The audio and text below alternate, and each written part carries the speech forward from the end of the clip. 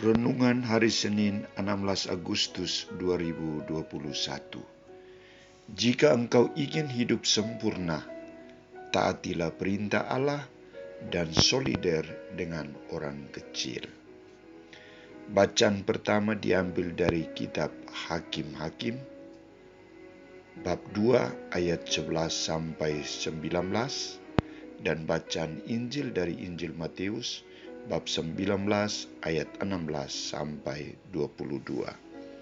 Saudara-saudariku terkasih, seorang umat pernah bercerita tentang bagaimana tanggapannya atas himbauan pastor paroki agar mereka solider dengan sesama yang menderita dan berkekurangan.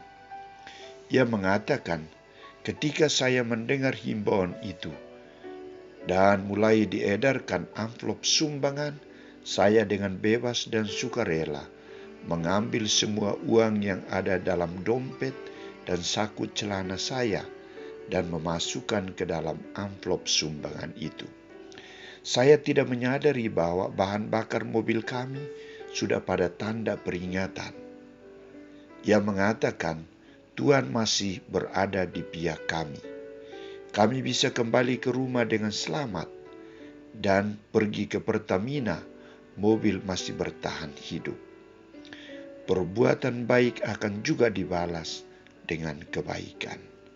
Saudara-saudariku terkasih, pertanyaan dasar dari orang muda yang datang kepada Yesus adalah, Guru, perbuatan baik apakah yang harus kuperbuat untuk memperoleh hidup yang kekal? Ternyata terhadap pertanyaan itu, Yesus tegas mengatakan, hanya satu yang baik. Tetapi jika engkau ingin masuk ke dalam hidup, turutilah segala perintah Allah. Rupanya orang muda yang datang kepada Yesus adalah orang yang baik dan taat kepada perintah Allah.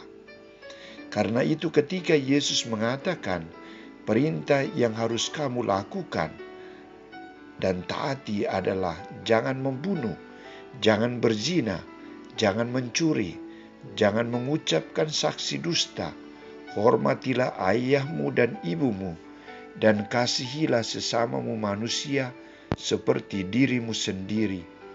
Orang muda itu mengatakan, semua itu telah kuturuti. Orang muda ini berusaha untuk mengetahui tuntutan apa lagi yang harus dipenuhi sehingga ia memperoleh hidup yang kekal. Kerinduan untuk mengetahui proses memperoleh hidup kekal menuntut dia untuk terus-menerus bertanya kepada Yesus.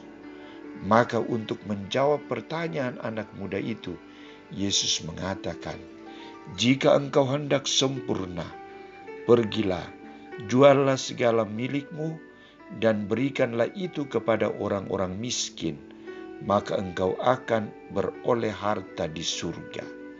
Kemudian datanglah kemari dan ikutlah aku. Saudara-saudariku terkasih, ketika orang muda itu mendengar perkataan Yesus itu, pergilah ia dengan sedih, sebab banyak hartanya. Menjual segala milik untuk disumbangkan kepada orang-orang miskin menjadi kendala atau halangan utama dari orang muda itu untuk mengalami kesempurnaan hidup atau hidup yang sempurna. Ia sulit memisahkan diri dengan harta dan kekayaan. Ia lebih mencintai harta daripada sesama yang menderita.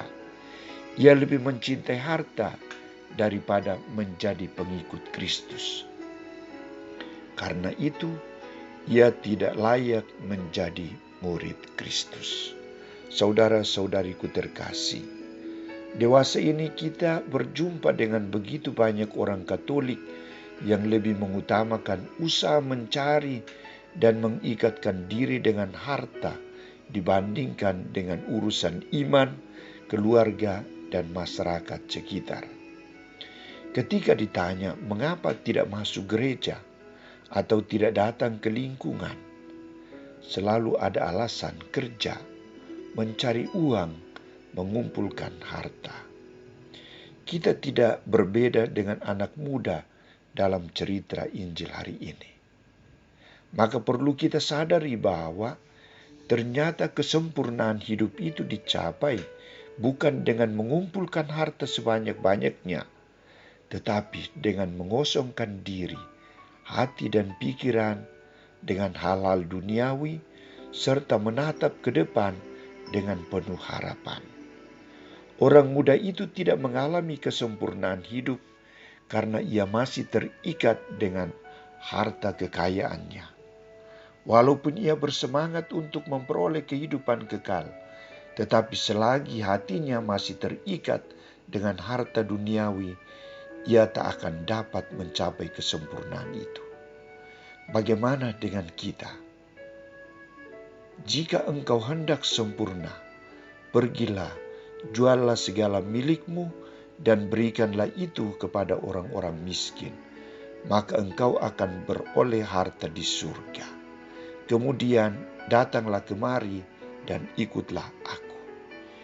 Itulah jawaban Yesus untuk kita.